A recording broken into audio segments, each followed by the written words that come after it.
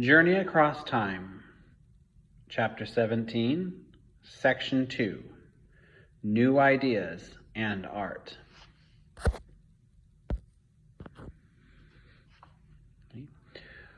Renaissance Humanism. In the 1300s, a new way of understanding the world developed in medieval Europe. The new approach was called humanism. It was based on the values of ancient Greeks and Romans. Humanists believed that the individual and human societies were important. Humanists did not turn away from the religious faith, but they wanted a balance between faith and reason. Their new ideas encouraged men to be active in their cities and achieve great things. Ancient works become popular. In the 1300s, Italians began to study early and Roman Greek works.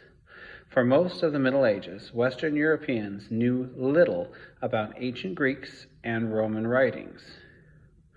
When they went on the Crusades, however, they opened trade with the Middle East and began getting information from the Arabs. Arabs are people from the Middle East. Arab scholars knew classic Greek and Roman works very well. In addition, the Turks conquered Constantinople in 1453. Many Byzantium scholars left and moved to Venice or Florence. Constantinople is now called Istanbul. It's in the country of Turkey, so look that up if we want to. One famous scholar of the ancient works was Petrarch. Francesco Petrarch was a poet and scholar who lived in the 1300s. He studied Roman writers like Cicero, which will look like Cicero, but it's actually pronounced Cicero, okay, and wrote biographies of famous Romans. Petrarch encouraged Europeans to search for Latin manuscripts in monasteries all over Europe. In time, his efforts paid off and new libraries were built to keep the manuscripts. The largest was the Vatican Library in Rome. Italians studied more than ancient books. They studied old buildings and statues all around them. All over Rome, one could see workers cleaning the dirt and rubble from broken columns and statues. Italian artists eagerly studied the proportions of the ancient works. If they knew how long a statue's arms were compared to its height, they would be able to understand why it looked so perfect. Changes in literature. During the Renaissance, educated people wrote in pure Latin, the Latin used in ancient Rome. Petrarch thought classical Latin was the best way to write, but when he wanted to write poems to the woman he loved, he wrote in vernacular. The vernacular is the everyday language people speak in the region, Italian, French, or German, for example. When authors began writing in the vernacular, many more people could read their work. In the 1300s, Dante Alighieri, a poet of Florence, wrote one of the world's greatest poems in the vernacular. It is called the Divine Comedy. As a young man, Dante, and that's what people call him, they don't even talk about his last name, they just use his first name, Dante. Dante was active in politics, but when noble families began fighting over power, he had to leave Florence. That was when he wrote his long poem, more than 14,000 lines. The Divine Comedy tells the gripping tale of the main character's journey from hell to heaven. The horrible punishments from the different sins were vividly described. Another important writer who used the vernacular was Chaucer. Chaucer wrote in English. In his famous book, The Canterbury Tales, he describes 29 pilgrims on their journey to the city of Canterbury. The Canterbury Tales describes the levels of English society from the nobles at the top to the poor at the bottom. The English Chaucer used his writings used in his writings in the ancestors of English trouble here. The English Chaucer used in his writings is the ancestor of the English we speak today. There you go, I got through it. The printing press spreads ideas. The printing press was a key to the spread of humanist ideas throughout Europe. In the 1450s, Johannes Gutenberg developed a printing press that used movable metal type. This type of printing press made it possible to print many books much more quickly. With more books available, more people learned to read. Scholars could read one another's works and debate their ideas in letters. Ideas grew and spread more quickly than before in Europe. The Chinese had already invented movable type, but it did not work well with their large alphabet for characters. For Europeans, the printing press was a big improvement. It was easy to use with linen paper, another Chinese invention. The Gutenberg Bible, printed in the 1450s, was Europe's first book produced in the new press. Soon books flooded Europe. About 40,000 books were published by 1950. Half of those were religious books like the Bible or prayer books. How did humanism affect society? Humanist scholars studied Greek and Romans. So the Greeks were from Greece, the Romans were from what's now Italy, a place called Rome, to increase their knowledge about many different topics. They were curious about everything, including plants, animals, human anatomy, and medicine, and stars and planets. Their studies of mathematics helped them in many subjects. One of the best Renaissance scientists was also a great artist, Leonardo da Vinci. Leonardo dissected corpses to learn anatomy and studied fossils to understand the world's history. He was also an inventor and an engineer. Most of what we know about Leonardo comes from his notebooks. Leonardo filled their pages with sketches of his scientific and artistic ideas. Centuries before the airplane was invented, Leonardo drew sketches of a glider, a helicopter, and a parachute. Other sketches show a version of a military tank and a scuba diving suit. Artists in Renaissance Italy. Renaissance artists main idea here. Renaissance artists used techniques to produce paintings that showed people in emotional and realistic ways. During the Renaissance, wealthy Italian families and church leaders paid artists to create paintings, sculptures, and buildings for display. Throughout the cities, the Pope himself funded many works of art to decorate the Vatican. Renaissance artists followed the models of the ancient Romans and Greeks, but expressed humanist ideas. What was new about Renaissance art? If you could compare medieval and Renaissance paintings, you would see the differences in their styles. Renaissance art tries to show people as they would appear in real life. It tries to show people's emotions. When a medieval artist depicted the birth of Jesus, he wanted to remind Christians about their belief that Jesus was born to save the world. A Renaissance artist painting the same scene might try to show how tender Mary looked with her tiny baby. Renaissance painters also used new techniques. The most important of these was perspective, a method that makes a drawing or painting look three-dimensional. Artists tried to use perspective before, but Renaissance artists perfected it. Using perspective, objects in a scene appear to be at different distances from the viewer. The result is a more realistic image. To make their paintings more realistic, Renaissance artists also used a technique called chiaroscuro. Sometimes people say chiaroscuro, but I'm going to go with chiaroscuro because that's what I've heard more. All right. Chiaroscuro softens the edges by using light and shadows to shift outlines to separate objects. In Italian, chiaro means clear or light, and oscuro means dark. Chiaroscuro created more drama and emotions in paintings. The peak of the Renaissance.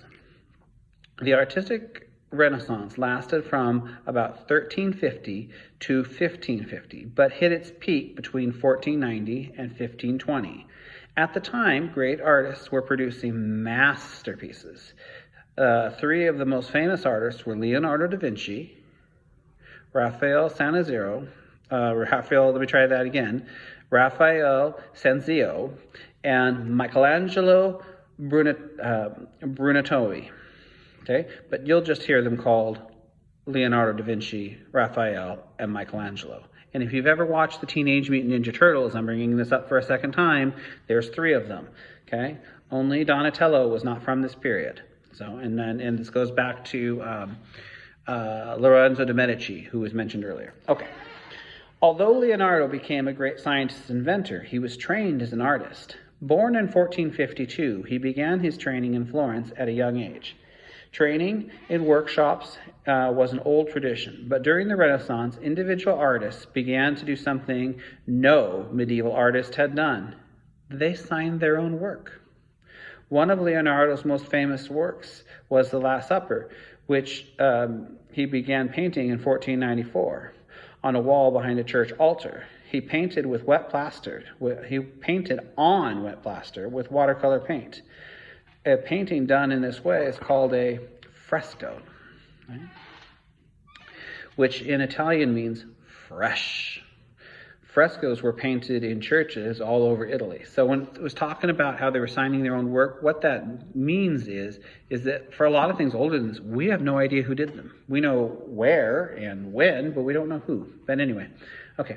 One of Leonardo's great artistic skills is visible in The Last Supper. In this painting of Jesus and his disciples, Leonardo was able to show human emotions through differences in how each apostle held his head, or the apostle's position in relation to Jesus. Leonardo shows the skill again in the Mona Lisa. People still argue about the woman in the portrait and what she was thinking. What is the mystery behind her? Although Raphael worked at the same time as Leonardo, he was much younger. Even as a young man, Raphael worked with ease and grace and became known as one of Italy's best painters. Italians especially loved the gentle Madonnas he painted.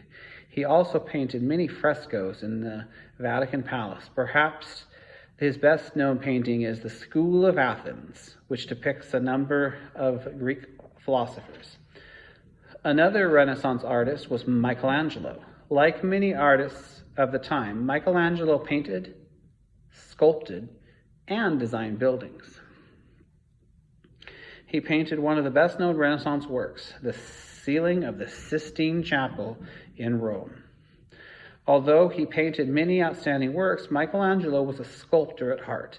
He believed his talents were inspired by God. He carved his statues to show perfect versions of human beings as a symbol of God's beauty and perfection. Michelangelo's best-known sculpture is the 13-foot-tall statue, David. The sculptor made David seem calm and yet ready for action. Also impressive is Michelangelo's statue of the biblical Moses, a huge figure that appears both wise and powerful. The Renaissance spreads. Main idea, Renaissance ideas and art spread from Italy to Northern Europe. In the 1400s, the Renaissance spread to Northern Europe and later to England. The printing press had developed helped humanist ideas to spread, as did people who traveled. What is the Northern Renaissance? The Northern Renaissance refers to the culture in places we know today as Belgium, Luxembourg, Germany, and the Netherlands. Like Italian artists, Northern artists wanted their work to have greater realism, but they used different methods. One important method they developed was oil painting. First developed in Flanders, a region that is today in northern Belgium, oils let artists paint intricate details and surface textures, like gold braids on a crown. Jan van Eyck, who's one of my personal favorites. Just ask me about Jan van Eyck. Anyway, Jan van Eyck was a master of oil painting. In one of the best-known paintings, a newly married couple stands side by side in a formal bedroom. This painting is called the Arnolfini Wedding. It's literally my favorite painting. We'll talk about it in class, but Jan van Eyck, Arnolfini Wedding, Mr. Glover's favorite painting. Okay, whatever. Jan van Eyck showed every fold of their rich gowns and every detail of chandelier above their heads. Oh, and they show so much more. It's so cool. Anyway, Albrecht Dürer, he's also one of my favorites, is perhaps one of the greatest artists of the Northern Renaissance. Dürer was able to master both perspective and fine detail. He's best known for his engravings. An engraving is made from an image carved on metal, wood, and stone. Ink is applied to the surface, and then the image is printed on paper. Okay, so he's not painting. What he's doing is he's engraving into wood mostly, though sometimes metal, and so that you can make prints of it. So he's actually doing everything in reverse. Think how cool that is. He has to do it backwards so that it appears right on the paper. It's awesome. We'll talk about him too. Dürer's Four Horsemen of the Apocalypse is an outstanding example of a woodcut, a print made from carved wood. In it, 4 fierce horsemen ride to announce the end of the world. Who was William Shakespeare? In England, the Renaissance took place in writing and theater more than in art. The Renaissance began in England in the later 1500s during the rule of Elizabeth I. Theater was popular in England in the 1500s.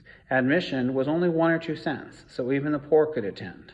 English playwrights or writers who created plays wrote about people's strengths, weaknesses, and emotions. The greatest English writer of the era was, and I would say just the greatest English writer, period, was William Shakespeare. He wrote tragedies, comedies, and historical plays. Some of the great tragedies include Hamlet, Macbeth, and Romeo and Juliet. In each tragedy, the characters' flaws caused their downfall. Among the most famous comedies are A Midsummer Night's Dream, Twelfth Night, and Much Ado About Nothing. The best-known historical plays include Richard V Henry V and Richard III. Shakespeare's plays are still performed today and are very popular, and often are made into movies. And sometimes they're made into movies when you don't even know it. So, talk about that. Okay. I'm now going to go back and read from sections. I'm going to start on page 620. It's called Historical Markers. Movable type, circa, and that little C means circa. Circa 1450. Again, page 620. Johannes Gutenberg, a German goldsmith, built a printing press modeled after a wine press. Once the press was complete, Gutenberg spent 2 years printing his first book. For each page, he set the metal letters in a frame, rolled ink over the frame, and pressed the image against paper.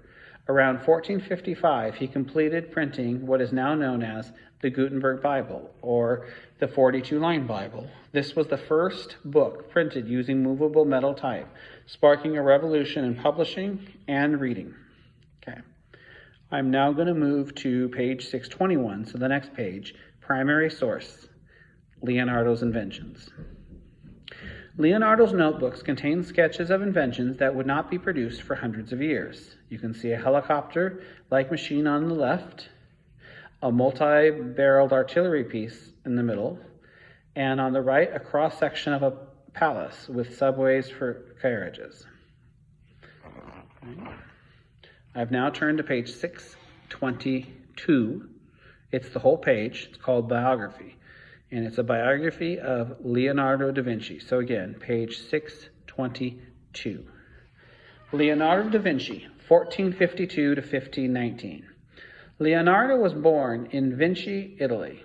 Okay? So when it's Leonardo da Vinci, da means from. So Leonardo from Vinci, Leonardo da Vinci, there you go. To a peasant woman named Caterina. Shortly after Leonardo's birth, she left the boy in the care of his father.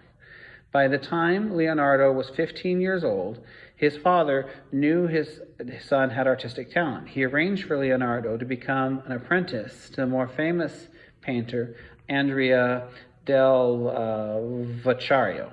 By 1472, Leonardo became a master in the Painters Guild of Florence. He worked in Florence until 1481 and then went to the city of Milan. There he kept a large workshop and employed many apprentices. During this time, Leonardo began keeping small pads of paper tucked in his belt for sketching. Later, he organized the drawings by theme and assembled them into notebooks. 17 years later, Leonardo returned to Florence, where he was welcomed with great honor. During this time, Leonardo painted some of his masterpieces. He made scientific studies, including dissections and observations of flights of birds, and research on the movement of water currents. In 1516, Leonardo accepted an invitation to live in France. The king admired Leonardo and gave him the freedom to pursue his interests. During the last 3 years of his life, Leonardo lived in a small house near the king's summer palace. He spent most of the time sketching and working on his scientific studies. Then and now, Leonardo's curiosity fueled his creativity and interest in science. What invention created in the last 100 years do you think would impress Leonardo the most, and why? Okay, I've now moved on to page 624, The Way It Was. Focus on everyday life. Okay. The life of a Renaissance artist. If a young boy in Renaissance Italy wanted to become an artist, he would be an apprentice at a workshop run by an established artist. The main job of the apprentice was preparing materials for the master artist and his assistants. Apprentices used minerals, spices, egg yolk, and other everyday materials to mix paints. They readied wax and clay for sculpture modeling. Eventually, the apprentices became assistants. Talented assistants could become masters in their own workshop. Master artists could afford to have workshops because of the patronage system in Italy. Patrons, people who work to pay to support someone else's work, would commission or hire an artist to complete a project. The artist was usually helped by his assistants and apprentice. Patrons were usually political and church leaders, organizations, and wealthy bankers and merchants. Okay. I'm now going to go to the last of these that I'm going to read in this one, the Globe Theatre. This is on page 625. Okay. Globe Theatre. William Shakespeare's plays performed at the Globe Theatre in London. It could hold about 3,000 people. Plays were performed every day of the week except Sunday. Performances occurred during the night, since the theater had no lights. Let me try that again. Performances occurred during the day, since the theater had no lights. Okay. So you see a few things there. That the first one it's pointing to on the left there is wealthy and important people sat beneath the covered sections so that if it rained, they didn't get rained on. Okay. Number 2, flags would announce the type of, you see it's pointing to the flag. Flags would announce the type of play. White flag meant a comedy, black flag meant a tragedy, and red flags stood for historical play. So you could see this is of them doing a historical play. Okay. And last but not least, poor commoners called groundlings stood on the floor for the show. They often brought fruit and vegetables to throw at the actors they didn't like. So that was okay to throw stuff at the actors. How would you like that?